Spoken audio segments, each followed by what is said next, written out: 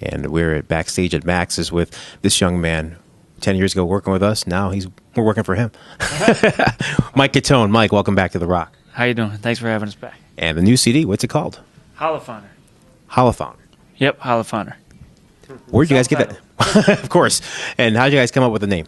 Well, we fought for about 2 months about the band name. Came up with some flops. One of them actually ended up in the program here called Wildlife by accident. But our vibraphone player here, Diego Urbano, wrote a song called My First Holophoner. And the holophoner is an instrument from the 31st century. And it's kind of like an oboe clarinet instrument, but while you play it, it projects a hologram.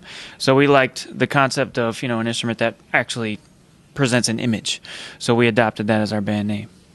So, Mike, let's introduce the band. Okay. To my left, we have Eric E. Force Miller on the trombone from Long Island, New York. From Los Angeles, we have Jonathan Pinson on the drums. Merle Sprague from Massachusetts. And then Josh Johnson from Chicago, Illinois on the alto saxophone.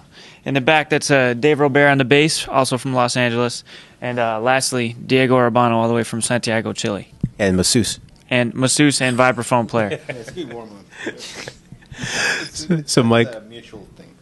He's married, by the way. Okay. Nice, Mike. So, Mike, talk about the experience you guys had in Japan for International Day of Jazz, because I can't even comprehend it. Well, we were kind of jet lagged, so that dealt with the shock and awe of it. We just kind of showed up. In the horn section, we actually kind of got contracted to perform with many of the artists. So Josh, Eric, and myself performed behind Roy Hargrove, Kenny Garrett, Marcus Miller, Herbie Hancock, Donny Hathaway's daughter, Layla Hathaway.